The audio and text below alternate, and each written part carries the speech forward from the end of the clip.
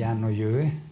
Y nada, quería en primer lugar agradecer a todos los asistentes y a los participantes de la webinar, especialmente a Auren por compartir con nosotros este salón de actos y con este lugar tan maravilloso.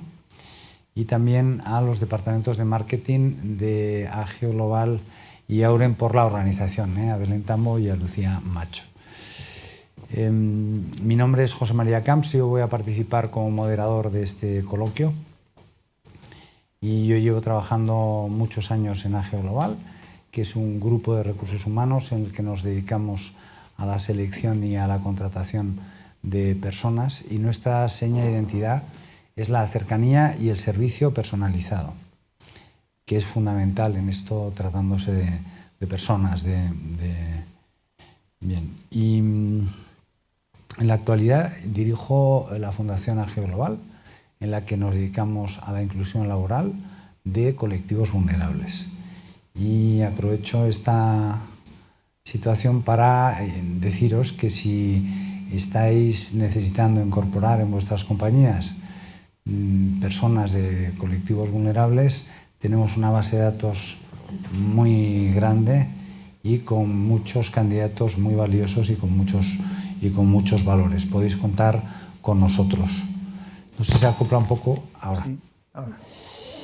Y bien, hoy retomamos el ciclo de conferencias y webinar del Grupo Agio Global, y en el que tratamos asuntos de interés para los departamentos de recursos humanos. En particular, hoy vamos a tratar de dos cuestiones. En primer lugar, la reducción de jornada, y en segundo lugar, algún otro asunto importante para este año 2025. Y para eso contamos con dos ponentes de máximo interés con los que habitualmente participan con nosotros, como es Andrea Quiñones, que es gerente del área de Derecho del Trabajo en Auren, y también, bueno, que siempre nos está tratando y explicando las cosas tan claramente. Y por otro lado, Juan Chozas, que es inspector excedente y consejero de Auren Personas, de la empresa Auren Personas. Por cierto, dar la enhorabuena a Auren, que que ha habido una inversión de un fondo en vuestro proyecto empresarial. Enhorabuena. Y ya vamos a empezar entonces con la ponencia del día de hoy, y quería formular una primera pregunta a Juan, que a lo mejor es la más, aunque después haya otras cuestiones, pero la pregunta es ¿cuándo va a darse luz a la ley de la reducción de jornada? Si sabes cuándo va a ser, o si crees que va a haber algún momento en que se llegue a publicar. Bueno, pues empezamos por el final, cuando la matan en las películas de misterio. Vamos a ver, primero agradecer a Agio estar aquí hoy y la colaboración que tenemos tan buena, que se manifiesta en unas jornadas como las de hoy. Al final, difundir modificaciones legales con la avalancha de ellas que tenemos en el ámbito laboral es una de las primeras obligaciones tanto de las empresas que prestan servicios a empresas como de los asesores, ¿no? Tiempos de cambios permanentes y necesidad de estar al día y de adoptar enfoques que nos permitan gestionar adecuadamente. Me preguntas que si va a estar o cuándo entra en vigor la normativa de reducción de jornada. No lo sabemos. Como se sabe, estaba inicialmente este proyecto legislativo, de modificación legislativa, nace de un acuerdo político entre el PSOE y Sumar en su acuerdo de legislatura. Inicialmente estaba previsto para 2024 reducir la jornada máxima legal de 40 a 38 horas y media y 37 horas y media en 2025. Pasó 2024 y no hubo nada, como decía el clásico.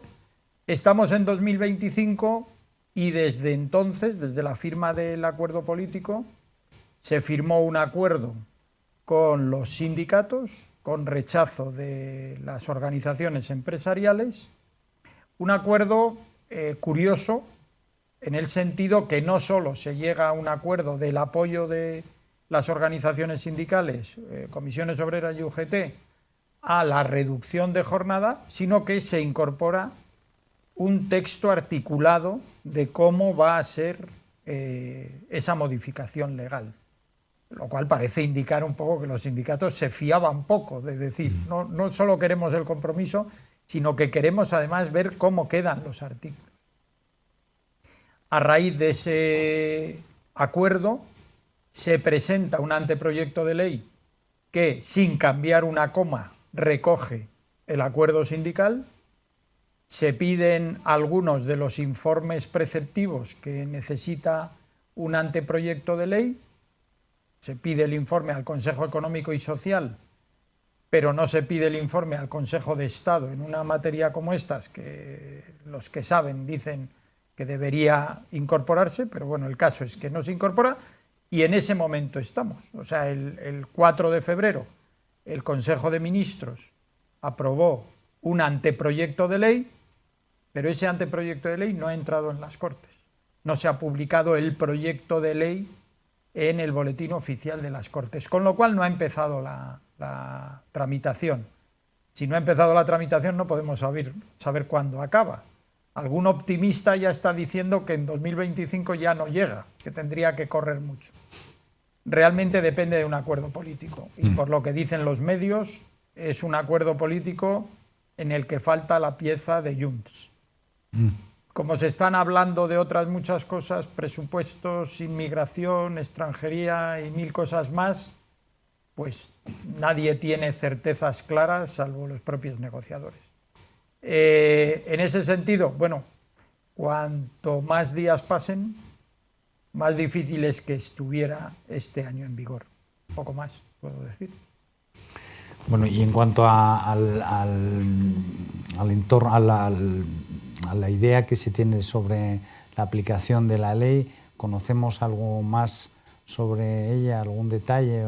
Sí, bueno, vamos a ver, la ley no es solo la reducción de la jornada máxima legal a 37 horas y media, sino también regula una modificación bastante importante del registro de jornada, una modificación de la desconexión digital y una modificación de las sanciones que se pueden imponer por incumplimiento de la normativa.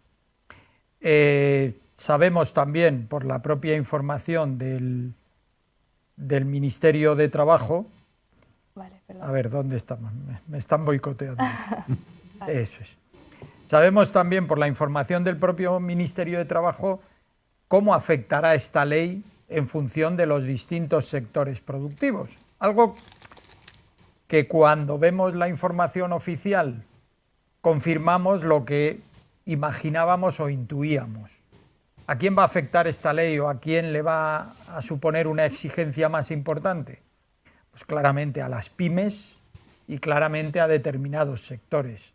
Hay muchos sectores, lo vemos ahora en la diapositiva, o algunos sectores fundamentalmente caracterizados porque en ellos concurren sobre todo grandes empresas, sector financiero, sector energético, la propia administración pública, que ya tienen jornadas inferiores a las 37 horas y media, con lo cual a ellos no les va a afectar nada. Hay otros, sin embargo, como comercio, construcción o hostelería, que están caracterizados por pequeñas empresas, que a estos les va a afectar, según los datos del Ministerio de Trabajo, les va a suponer una reducción sobre la jornada que tienen ahora pactada en convenio casi del 5%. En otra de las diapositivas que ha facilitado el Ministerio de Trabajo, dice que la reducción del 2,1, que es la media, supone apenas, según su criterio, 45 minutos a la semana. Como diciendo, esto es poco. Claro, esa es la media. Si nos vamos al caso más exagerado de la hostelería, supone entonces más de 90 minutos, más de hora y media de reducción de jornada a la semana, lo cual pues, va a exigir un esfuerzo o va a suponer un desafío muy importante. Aquí el debate es, hay sectores en los que es más fácil utilizar la tecnología y hay sectores asociados, curiosamente, al uso intensivo de mano de obra y en los que es difícil cambiar la mano de obra por tecnología, que también es un poco, iba a decir, chocante o es un poco paradójico que una regulación apoyada por el Ministerio de Trabajo, por el área social del Gobierno, castigue más a las empresas con uso intensivo de mano de obra y además haga llamamientos a la mejora de la productividad. En el fondo, es decir, cambie usted mano de obra por tecnología, o mano de obra, antiguamente se decía, por capital. Incluso algún representante del Gobierno dice que con la reducción de jornada se mejorará la productividad, cosa que es exactamente la contraria. Quiero decir, la productividad permite reducir el tiempo de trabajo, pero el tiempo de trabajo no permite siempre reducir la productividad. El otro día lo explicaba un catedrático de economía de una manera gráfica y hasta divertida, que decía, adelgazar permite usar tallas más pequeñas, pero usar tallas más pequeñas no implica obligatoriamente adelgazar. Si yo me compro mañana una chaqueta 2 tallas más pequeña, iré hecho una defesio, pero no habré adelgazado. Entonces es un poco, ese es el fondo del debate. Es verdad que la posición de las organizaciones empresariales, con esto acabo del comentario general y entro a ver alguna de las cosas que regula la norma, que la preocupación de COE y CEPIME es no tanto por la aprobación de la ley, sino porque significa romper el diálogo social. Porque al final la jornada es uno de los dos elementos básicos de todos los convenios colectivos. Uno es el salario y otro es la jornada. Al final, el convenio colectivo tiene muchas cosas, pero regula salarios y jornada. Entonces, entrar en una norma obligatoria, si sale todo como ha planificado el Gobierno, a 31 de diciembre de este año, pero ya aplicable para todo el año 2025, si se entra con una norma de ese tipo, evidentemente todos los convenios vigentes que han determinado los salarios en función del tiempo de trabajo y de las demás condiciones de trabajo, hablando mal y pronto, te los has cargado. Entonces esa es la última posición de las organizaciones empresariales, era decir, bueno, si tiene usted que aprobar la ley o si finalmente la aprueba, denos un tiempo suficiente para renegociar todos los convenios colectivos desde cero, o sea, desde ya sabiendo qué es la ley, pero con la influencia que eso puede tener en salarios. Bien, eso está como está y ya está. Como decía, hay también otras modificaciones dentro de la norma, porque lo que es la jornada, lo único que dice es que la jornada máxima legal será de 37 horas y media en cómputo medio anual y que la jornada seguirá siendo la jornada de aplicación la que establezcan los convenios colectivos. Eso, según el Ministerio de Trabajo, es que nos vamos a ir a 1.712 horas anuales, pero tampoco es pacífico, con lo cual, de hecho, los convenios que se están negociando ahora, muchos ya no ponen o no aluden a la jornada anual, aluden de otras maneras indirectas. Yo, desde luego, aconsejo primero esperar a que salga la ley, después no renunciar a la jornada máxima, a la jornada habitual, que sea la fijación de jornada anual, porque esa es la puerta de la flexibilidad, de bolsa de horas, de distribución irregular a lo largo del año, de un largo etcétera. Como decía, y ya muy brevemente, otras cuestiones que regula la norma, la regulación de la desconexión digital, que da un paso más, no solo establece, como está ahora, que el trabajador puede no atender a los llamamientos o comunicaciones que le haga la empresa fuera de su tiempo de trabajo, fuera de la jornada diaria. Puede no atenderlo. Puede no atenderlo, eso está así ahora, y no puede ser sancionado por no atenderlo, sino que establece ya la prohibición de la empresa de hacer comunicaciones al trabajador. Y reitera y refuerza que el trabajador es un derecho irrenunciable el no atender y no contestar, e incluso si se ve obligado a atender o contestar, pues las sanciones, igual que en el registro de jornada, ya no serán sanciones genéricas a la empresa, sino que serán sanciones por cada trabajador.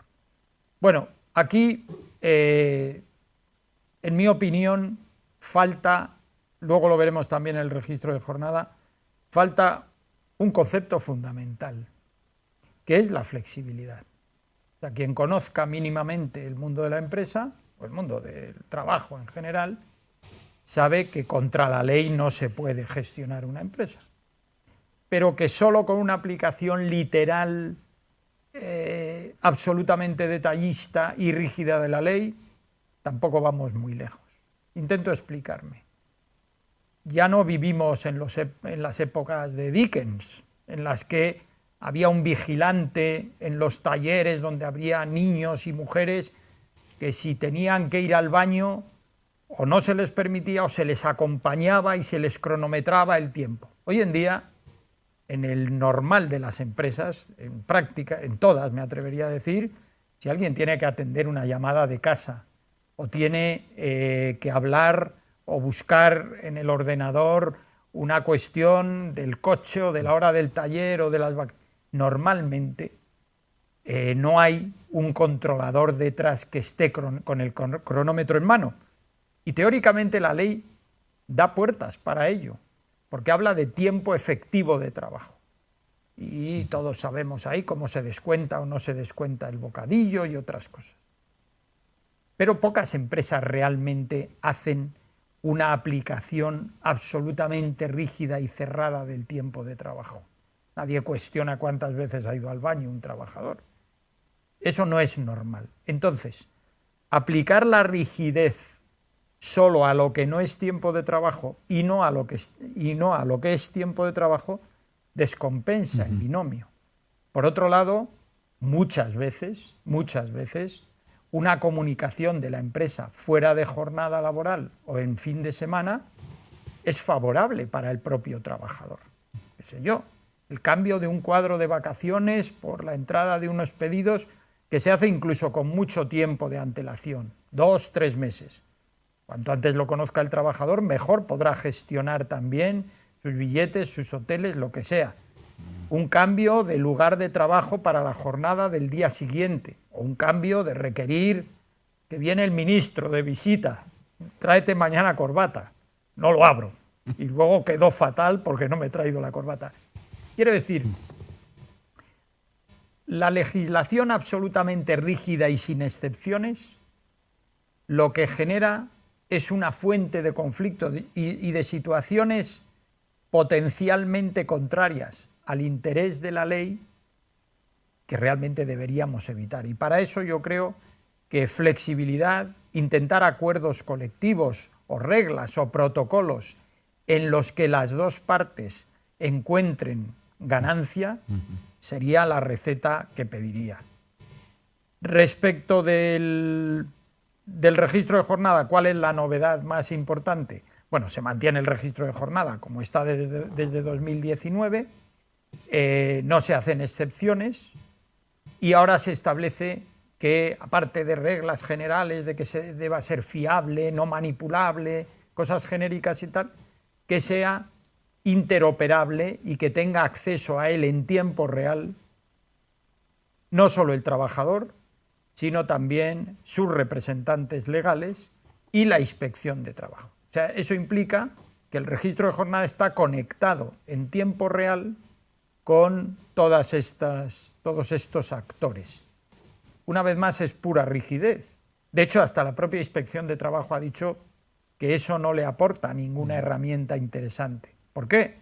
Volvemos a lo de antes. La mayoría de las jornadas de los convenios colectivos están fijadas en términos anuales. Entonces, hasta que no se supera la jornada ordinaria, ergo, la anual, no tenemos horas extraordinarias, no tenemos incumplimiento de jornada.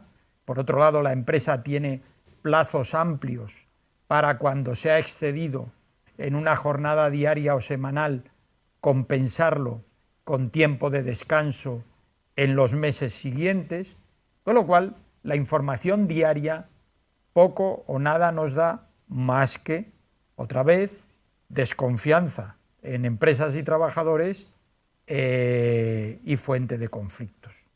Entonces, ese es quizá lo que más llama la atención del proyecto, todavía anteproyecto de ley, es que está hecho desde la desconfianza de las administraciones hacia lo que puedan acordar empresarios y trabajadores y desde una reglamentación muy, valga la redundancia, reglamentista, de detalle, de entrar en cuestiones que el propio Consejo Económico y Social ha criticado. Ha criticado especialmente el registro de jornada porque, según ellos, puede alterar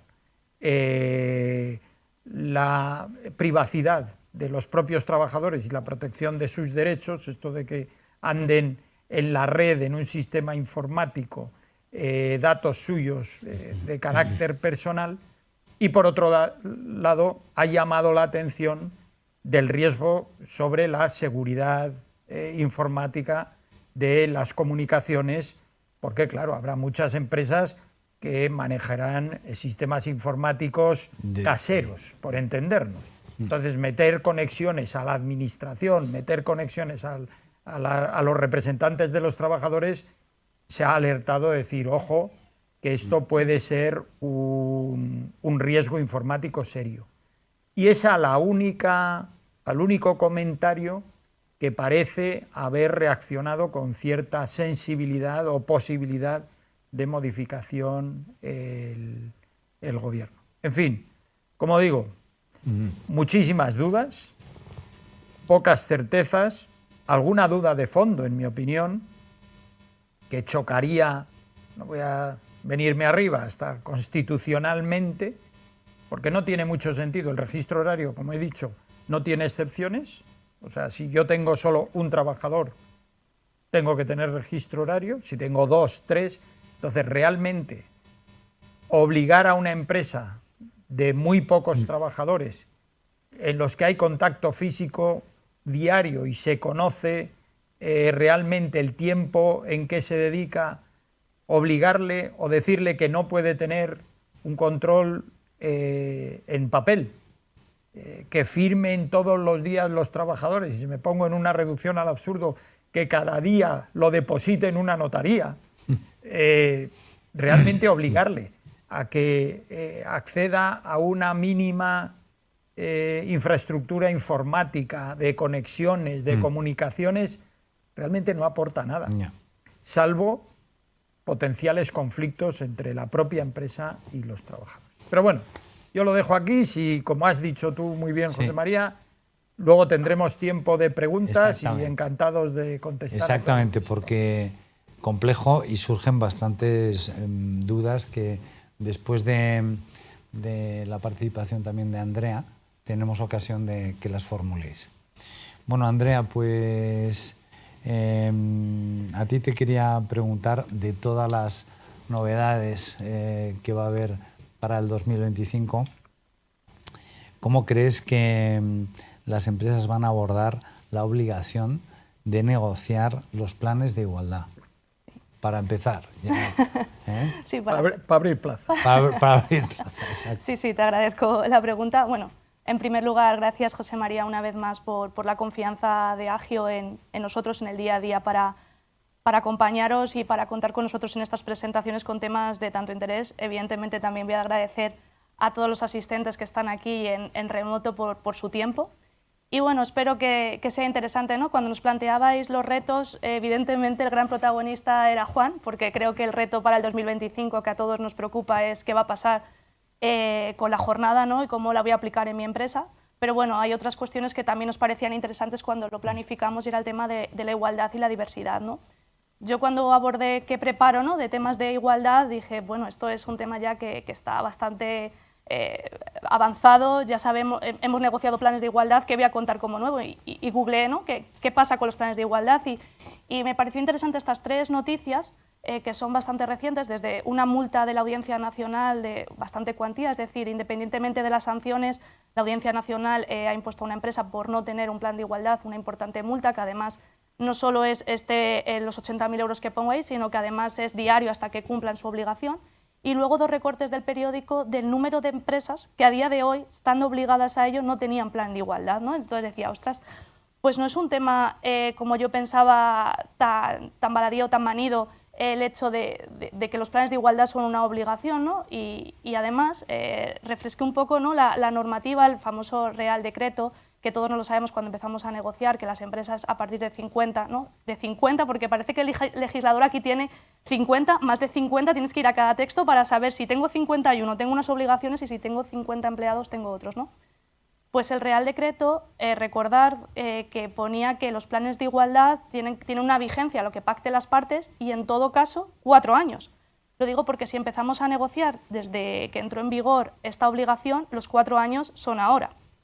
Entonces, es un recordatorio, haciendo alusión a las anteriores sentencias, ¿no?, bueno, y las noticias de empresas que no tienen plan de igualdad y a las que las tienen, que cuando nos acerquemos a los 4 años tenemos que volver a negociar nuestros planes de igualdad, y antes de que podamos entrar en unas, pues eso, en unas sanciones o en más conflictos jurídicos, ¿no? Y es importante, un apunte sobre cuando empecemos a negociar, ¿no?, que ya todos tenemos la experiencia, ¿no?, contestando a tu pregunta, tenemos la experiencia de los anteriores planes de igualdad, las empresas que están hoy en día, que son la mayoría, afortunadamente, al cumplimiento de esta obligación, ya sabemos con quién tenemos que negociar, qué tenemos que hacer, los plazos que tenemos, ¿no?, las cuestiones que nos pueden. Pues me parecía también un apunte, aparte de aprovecharnos de la experiencia y de las sentencias que ya nos dan luz de qué podemos y no podemos hacer y qué cuestiones nos pueden luego los sindicatos cuestionar y qué no, que podemos implantar, cuándo lo podemos implantar unilateralmente, cuando hay un óbice en la negociación porque los sindicatos no nos contestan o porque se niegan constantemente, cuando la empresa puede implantarlo unilateralmente. Tenemos soluciones, ¿no?, y experiencias previas que nos pueden valer. Pues aparte de eso, me parecía interesante una obligación que ha pasado un poquito desapercibida, que es de la ley trans, en la que se obliga a las empresas de más de 5, o sea, a partir de 51, es más de 50, 51, que los planes de igualdad de estas empresas tienen que tener una referencia a las personas trans, especialmente a las mujeres trans. Lo digo porque ha quedado ahí en una ley que ahora hablaremos del LGTBI, pero es que esta sí que habla de los planes de igualdad, es decir, los planes de igualdad, y hago un poco ese llamamiento, ¿no?, si vamos a negociar próximamente, incluirlo en los diagnósticos, porque ya hay una famosa sentencia de la Audiencia Nacional del 12 de noviembre del 24, en el que se cuestionó por los sindicatos que no se incluía esta obligación, y ahí la Audiencia Nacional dice que evidentemente no se incluía en ese diagnóstico porque fue aprobado con posterioridad. Pero hace hincapié en la importancia de que en los próximos se incluya, o si no, que si vamos a tardar en negociar el próximo plan de igualdad, pues que las propias comisiones de seguimiento para eso están, ¿no?, para poder actualizar los planes de igualdad y adecuarlos a la norma. Pero es muy interesante porque parece por dónde van a ir los sindicatos, ¿no?, en planes de igualdad en los que no están conformes, ahora se pide la nulidad porque no se incluye esta reforma que entró en vigor en marzo de 2024. Bueno, pues ahí lo hago el apunte. De todas formas, la presentación, si os parece bien, la podemos facilitar, y estas sentencias, pues para que cualquier persona que le parezca interesante pues pueda buscarla y tenerle acceso sin tener que estar, pues como mi equipo, que hemos estado buscando para poder que sea interesante todas las que comentamos. Pues muchas gracias por compartirlo. Pues estas son las novedades respecto, ¿no?, a los planes de igualdad, este recordatorio de que tenemos que seguir negociando, y luego en materia de diversidad tenemos obligaciones relativas al plan LGTBI.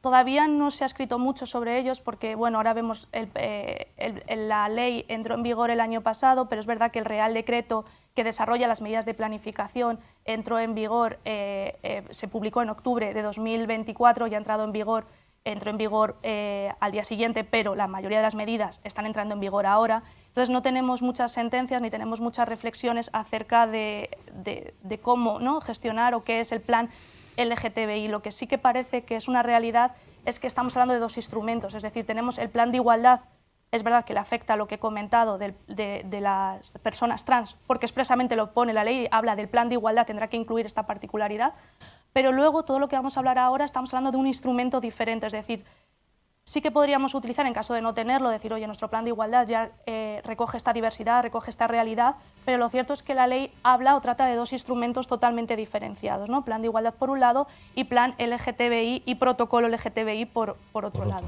Exacto.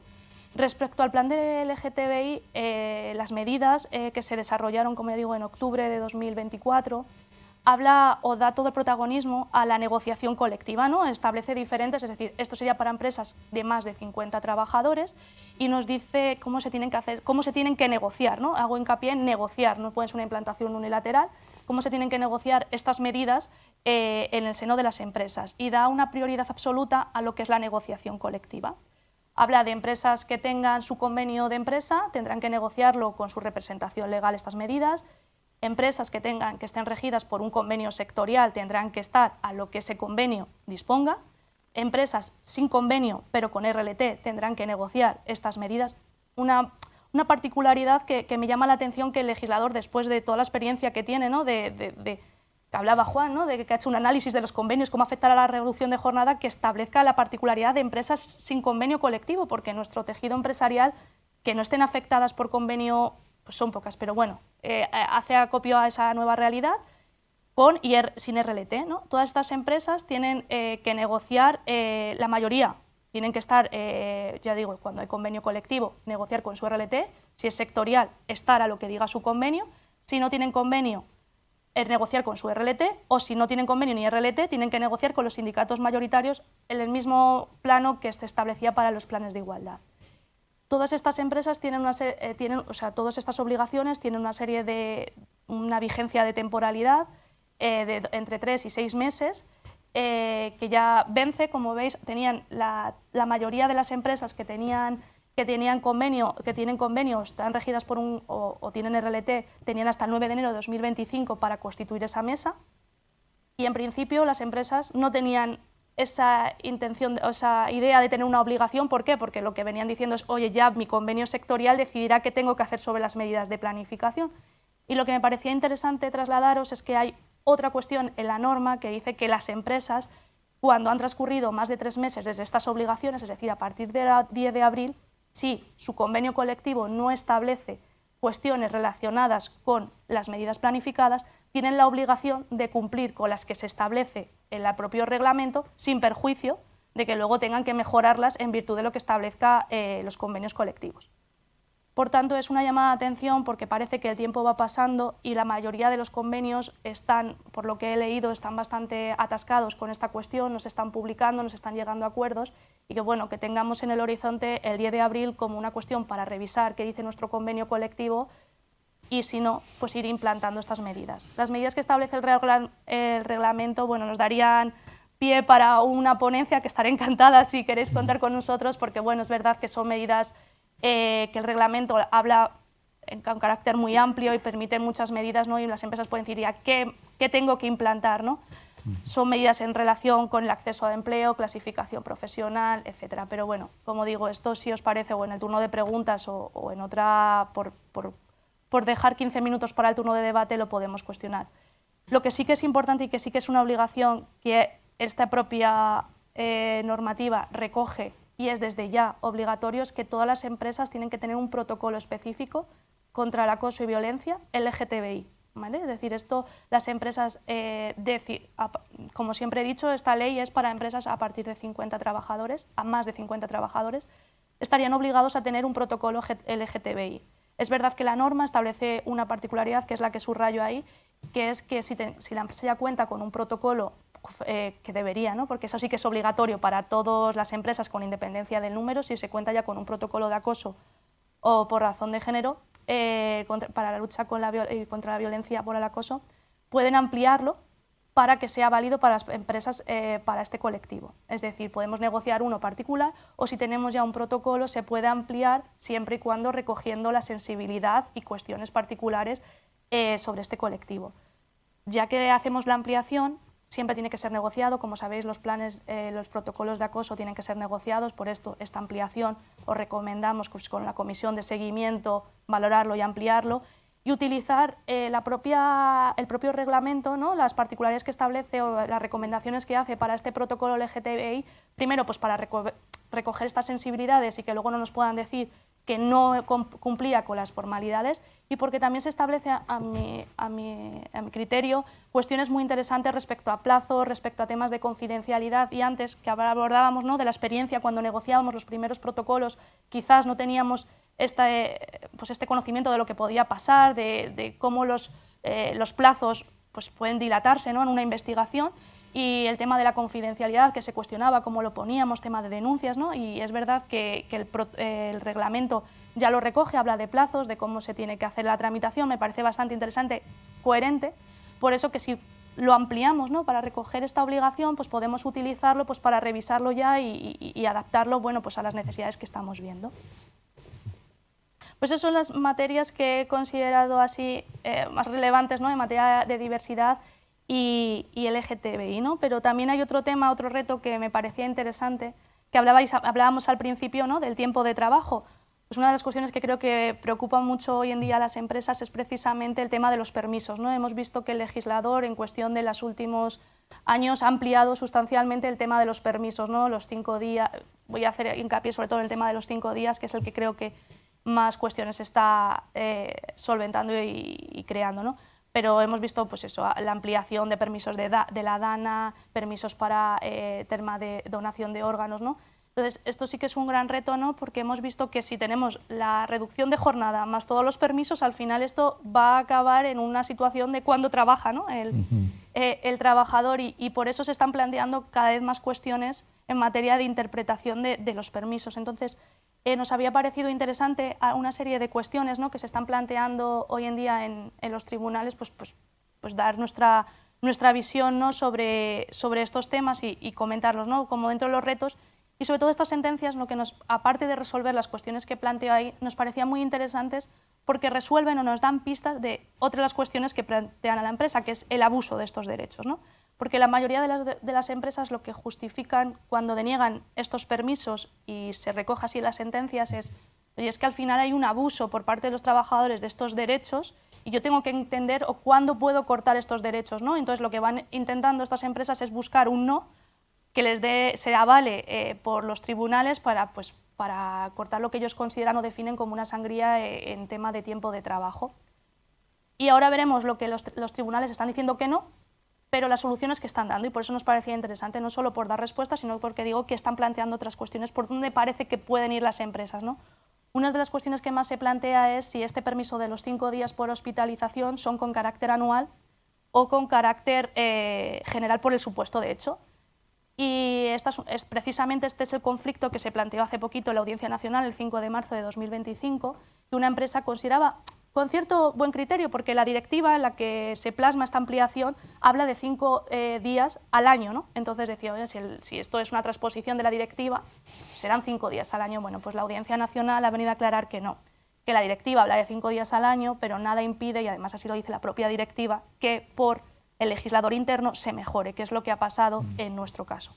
En nuestro caso, esta sentencia recuerda que son 5 días por supuesto de hecho, es decir, que no son 5 días al año independientemente de las cuestiones de los infortunios, ¿no? que recoge, y que son hábiles. Vuelvo a recordar que donde la ley no diferencia no pueden diferenciar las partes y que por tanto se conoce una mejora. Otra de las cuestiones, pero es una como ya os diré, luego al final recogeré por qué son importantes todas las sentencias aparte de aclarar esta cuestión.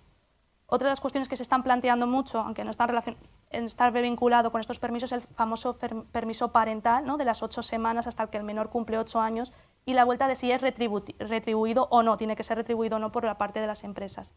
Pues hemos hecho una búsqueda exhaustiva y no encontramos ninguna jurisdicción, o sea, ninguna sentencia a día de hoy de la jurisdicción social.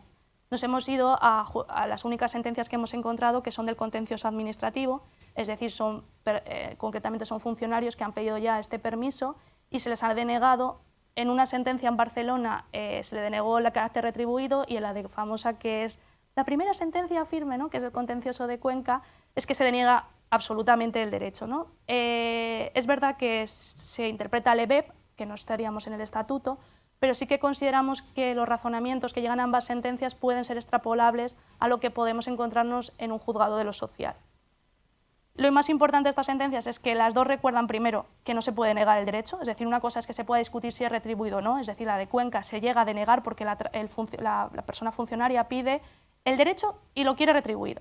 Y lo que le recuerda el juzgado es, bueno, podrá ser discutido si es retribuido o no en base a la directiva y con base a las disposiciones que tenemos, pero lo que no es discutible es que tiene el derecho. Lo digo porque es muy importante este matiz porque, de hecho, se sanciona con una indemnización adicional por haber denegado el derecho. Es decir, si queremos discutir, podemos discutir en un tribunal si es retribuido o no, pero no deneguemos si se cumplen los requisitos del permiso parental, el propio derecho, porque nos pone en una peor situación de partida. No obstante, en ambas sentencias, ya digo que son en aplicación al EBEP, dicen que con interpretación de la directiva, que es clara, que el legislador no la ha traspuesto y que por tanto se puede interpretar y que este permiso debería ser retribuido. Ya digo, aquí hay discusión porque como tenemos otros permisos que son más amplios que la directiva, lo que es el permiso de nacimiento es superior, se podría discutir. Pero bueno, quería traeros a colación estas dos sentencias que cuestionan. Y ya para ir terminando y dejar paso a debate, las últimas dos sentencias es que si se pueden poner requisitos adicionales a estos 5 días, como el tema de la convivencia, como sabéis, se ha incluido dentro de los supuestos de hecho, ya no están solo parejas de hecho, matrimonio y familiares, sino que se habla del conviviente, ¿no? Pues se amplía este supuesto de hecho. Entonces lo que las empresas están planteando es, oiga, pues tengo que exigir la convivencia para el resto de familiares y el resto de familiares no conviven. Bueno, la Audiencia Nacional ha dicho que no, que el requisito de la convivencia solo es para el último caso, que el resto de los familiares solo por tener ese rango y ese carácter es el derecho ya lo tiene. Y por último, ¿hasta cuándo se puede disfrutar del permiso? Esta es otra de las cuestiones que se está planteando porque se está viendo que los trabajadores pues no lo están solicitando nada más pues la intervención quirúrgica, sino que se retrasa, entonces también se están planteando las empresas, oye, ¿hasta cuándo? Bueno, pues en esta sentencia también de la Audiencia Nacional se deja claro que el supuesto de hecho, aunque puede ser la intervención, se mantiene siempre que hay una necesidad de cuidado, ¿no? Y se explica. Sobre todo, y por ya ir finalizando, me parecían muy interesantes estas sentencias porque lo que decía, hablan sobre el abuso, ¿no? Se plantea el abuso de estos trabajadores, de la preocupación de las empresas de, oye, es que se amplía a tantos supuestos que a lo mejor esta familiar ni va a ver a esta persona ni la va a atender, por eso estamos pidiendo la convivencia, por eso estamos pidiendo hasta cuándo, ¿no? Hasta cuándo le han dado de alta y va a seguir el trabajador pudiendo pedirnos esto. Entonces lo que dice la audiencia, oiga, estas son las reglas del juego, pero también entendemos que estos permisos no son un abuso. Y me parece muy interesante porque habla de esto no es asueto, esto no es para cogerse vacaciones, esto no es para que el trabajador pueda descansar. Entonces sí que nos da unas claves de que sí que hay ciertas formas de limitar este tipo de permisos y que si tenemos, de hecho hay sentencias sobre eso, ¿no? De si podemos ver que el trabajador ha pedido los 5 días y está los 5 días en Palma de Mallorca bajo una sombrilla, esta sentencia nos recuerda que no es para descansar el trabajador, sino es para un acompañamiento que no tiene que ser estar en el hospital, que puede ser de diferentes formas, de poder hacer un tupper, poder hacer unas cuestiones, poder hacer un acompañamiento, pero lo que sí que no es para tener unas vacaciones adicionales, para irse a un congreso, etcétera, etcétera. Y bueno, pues hasta aquí mi intervención. Oye, Andrea, nos quedaríamos aquí escuchándote bastante más tiempo, pero vamos a dar paso a las preguntas que los asistentes también quieren y tienen muchas dudas que surgen de todo este conglomerado increíblemente complejo que, en fin, bueno, tengo aquí una pregunta que nos ha llegado para Juan, en primer lugar. Dice si la reducción de jornada tendrá un impacto en mi empresa de miles de euros. Dice, ¿cómo podría reducir los costes que implicará este cambio? Esta pregunta vale un montón. Está ahí, es la anterior. A ver. Es la primera que entra. Vale. Bueno, como he intentado apuntar, en cada empresa el impacto es diferente. Por el tamaño, por el uso intensivo de mano de obra, por el sector, incluso me atrevería a decir por zonas geográficas. En las distribuciones estas que hace el Ministerio de Trabajo se ve como la jornada es muy diferente en función de las comunidades autónomas. No me meto ya en un análisis más micro. ¿Cómo podríamos reducir los costes? Pues hay una invitación malévola a la que he aludido antes, que es sustituyendo trabajo por capital, o sea, mecanizando alguno de mis procesos de trabajo en lugar de utilizar, o sea, absorber esta hora y media o 90 minutos o lo que sea a la semana, ver cómo lo puedo, esa parte del trabajo, hacer de una manera automatizada. Evidentemente, otra es incorporando más mano de obra, sí, aunque sea a tiempo parcial. Para el caso concreto, si está perdiendo miles de euros, sí, es echar gasolina al fuego. O sea, es difícil que le encaje. Y otra, desgraciadamente, que me parece que va a ser bastante habitual, que es que muchas empresas reaccionen con rigidez a la rigidez que le impone la norma y que cuestiones que antes no se planteaban, que se hacían con flexibilidad a la hora de medir el tiempo efectivo de trabajo, sí, ahora se controlen.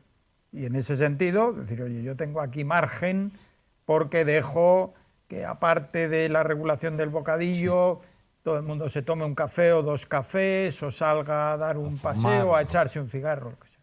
Y diga, no, pues oye, si ahora me pegan a mí por un lado, yo ajusto por otro.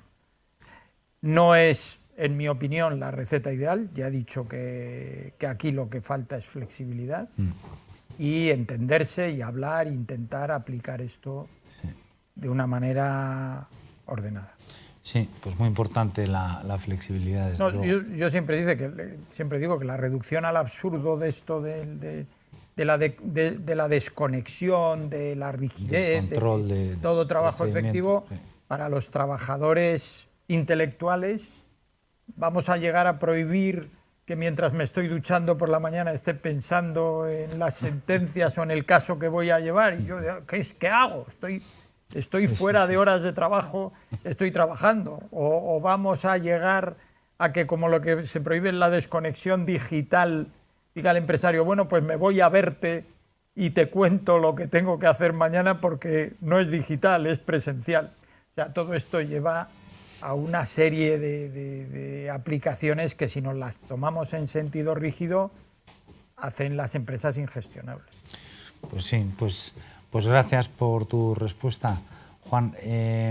Tenemos aquí una pregunta para Andrea y ya ¿sería suficiente con aplicar nuestro actual protocolo de acoso sexual para cumplir con la obligación de incluir al colectivo LGTBI? Tumaya. Bueno, pues como he comentado, creo antes, y por hacer hincapié, si la ley nos lo permite, ampliarlo siempre que se dé ese espacio a esta sensibilidad, es decir, no valdría solo con una mera inclusión, protocolo para todas las personas, y LGTBI no, es decir, tiene que haber una ampliación que recoja estas particularidades, siempre negociado y siempre que va a valer su plan actual, siempre que haya sido negociado y que cumpla con los mínimos estándares, por supuesto, siempre que se incluya esa nueva sensibilidad. Y como digo, recomendación, poder leerlo, porque igual que a veces el legislador es muy estricto y hay cuestiones que nos pueden chirriar, en este caso yo creo que, como instructora de bastantes protocolos de acoso, creo que es bueno en este sentido utilizarlo como referencia para los nuevos protocolos de acoso. Muy bien, genial. No sé si hay más que podamos ver aquí, sí, o alguno de los presentes también. Aquí hay una pregunta para ambos. ¿Qué tipo de permisos se pueden excluir para pluses de asistencia y contra el absentismo? Bueno, ahora hemos mentado a la bicha, que es el otro elemento del tiempo de trabajo. A ver, estos días hemos hablado mucho del tiempo, porque ha llovido mucho y tal, pero en la legislación laboral es obligatorio hablar del tiempo. ¿Por qué? Pues porque la anunciada reducción de la jornada viene después de una regulación en los últimos 2 años, de una proliferación de causas que generan permisos retribuidos, que es realmente apabullante. Y en añadido viene en un momento en el que el absentismo es dudoso que podamos utilizar el término, pero coloquialmente nos entendemos. Digo que es dudoso porque está amparado legalmente por bajas por incapacidad temporal por contingencias comunes. Las bajas de incapacidad por contingencias comunes han crecido un 120% en los últimos 10 años. O sea, han pasado, el índice de absentismo medio general en España ha pasado del 4,7 a más del 8%, lo que significa que aproximadamente 1.600.000 trabajadores es equivalente a que 1.600.000 trabajadores en España no vayan a trabajar ni un solo día en todo el año.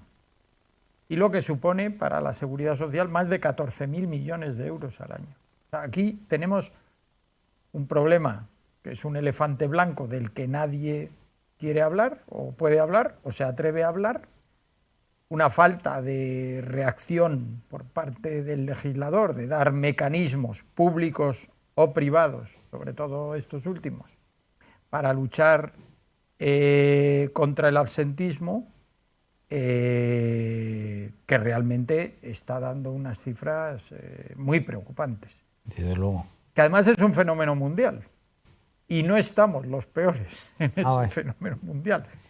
Sí tenemos un esquema legal específicamente inadecuado. Bueno, esto es una reflexión porque a mí me mentan la bicha y me tiro al ruedo. ¿Qué tipos de permisos se pueden excluir? El problema con los permisos, volviendo al tiempo de trabajo, es que de manera recurrente el legislador le está poniendo en el bolsillo de la empresa la protección de intereses sociales que son muy loables. Pero, me explico, es un poco como aquello de yo invito y tú pagas. Nadie pone en cuestión que hay que atender a la familia, que hay que repartir las cargas familiares, que hay que estudiar, que hay que dedicar a cuestiones importantes de desarrollo de la vida personal tiempo. Nadie lo pone en cuestión. Sí es cuestionable que lo tenga que pagar la empresa. La empresa, cuando firma un contrato de trabajo, sabe a qué se obliga y sabe que lo que depende de su actuación le puede costar dinero. O sea, si yo tengo una baja por un accidente de trabajo, por falta de medidas de prevención de riesgos laborales, sé que no solo puedo tener recargo de prestaciones, pero sé que voy a estar sin el trabajador, voy a tener que cotizar, etcétera. ¿Por qué? Porque depende de mi ámbito personal. Luego hay otras tradicionales que en función del cumplimiento de la empresa sé que tengo que cumplir. Sé que hay unas vacaciones anuales que pago yo porque el trabajador, por el trabajo que me presta, tiene que descansar, etcétera. Pero hemos llegado a un crecimiento de las causas de permisos, como es, uso el ejemplo que es más llamativo, se podía utilizar con el de las hospitalizaciones o intervenciones que ha usado Andrea, pero se reguló también a raíz de los hechos dramáticos de la Dana por desastres naturales. Y, por ejemplo, se corta una carretera y el trabajador no puede llegar al centro de trabajo. Es evidente que la responsabilidad del empresario es independiente, que sea el empresario número uno en responsabilidad social, en cumplimiento de las normas, en todo. Bueno, pues si se corta la carretera, el trabajador tiene un permiso, lo cual es lógico porque no puede llegar al trabajo, pero el permiso lo tiene que pagar la empresa. Un permiso de hasta 4 días al año y se deja abierto el tiempo que requiera la situación de la catástrofe. Con lo cual, estamos echando en el bolsillo de la empresa. Primero, estamos reduciendo el tiempo de trabajo efectivo. Es verdad que por circunstancias especiales, excepcionales. Otra, la ley de donación de órganos establece que aquel que done los órganos, que está muy bien y que hay que protegerlo y que Dios me libre de estar en contra, si no está cubierto por incapacidad temporal, tendrá un permiso que tiene que pagar el empresario. Entonces, estamos de hecho, por otras vías, reduciendo el tiempo de trabajo potencial. Hay otros conceptos como el de fuerza mayor, que decide el trabajador que es una fuerza mayor que le afecta por responsabilidades familiares y que requiere su presencia indispensable, que son todo lo que llamamos los abogados conceptos jurídicos indeterminados, que son opinables. Y entonces todo eso es una potencial fuente de conflictos enorme. Pero intentando contestar a la pregunta, no hay tipos de permisos recogidos en la ley, no puedo atacarlos. Están ahí consagrados. Pero todos los permisos tienen que acreditarse y justificarse. Y ahí es donde un poco Andrea nos ha introducido en algunas de las pocas sentencias que hay todavía, que son lo que nos puede orientar a decir cómo gestionar estos permisos. No sé si quieres añadir. No, nada, bueno, aparte creo que ha quedado bastante claro. Evidentemente, las últimas sentencias que tenemos contra el absentismo están siendo bastante duras, ¿no?, respecto a las decisiones de las empresas, y lo que nos vienen a dejar claro es que temas relacionados con conciliación y temas en los que hay que tener una perspectiva de género no pueden ser motivo de eliminación de pluses de asistencia o absentismo. Es verdad que otros, como mudanza o cuestiones que son más neutros, ¿no?, y que no afectan, o consideran los tribunales que no afectan a un determinado género por encima del otro, sí podríamos. Entonces, bueno, es verdad que sí que este tema del absentismo es una preocupación y sí que está endureciéndose en algunas cuestiones y es preciso estar pendiente de la sentencia. Y como último apunte, que ahora que me he acordado, que a partir de abril entra en vigor otra obligación más, que el permiso de los 5 días y las adaptaciones vuelven a ser causa de nulidad objetiva. Lo digo por un recordatorio y como un reto más de las dificultades, ¿no?, y el acompañamiento que estaremos encantados de darles por estos retos que nos viene, ¿no?, el legislador dando cada día con novedades. Muy bien, pues muchas gracias. No sé si hay... tenemos unos minutos solo por si hay alguna persona de los que han asistido presencialmente que quisierais formular alguna pregunta. Y no sé si tenéis alguna. Bien, pues entonces yo daría por clausurada la jornada, agradeciéndoos mucho este rato, que se nos hace siempre cortísimo y necesitaríamos bastante más porque tiras de un hilo y sale otro. y sale otro. Os lo agradecemos mucho, agradecemos a todos los asistentes que hayáis participado. Os anunciamos también nuestra nueva conferencia, que tendrá el motivo de la salud mental en el trabajo. Será en el mes de mayo, abril-mayo. Os escribiremos para daros la fecha exacta. Y bueno, nada más, un placer estar con vosotros de nuevo y muchas gracias por todo. Muchas gracias a vosotros. Gracias.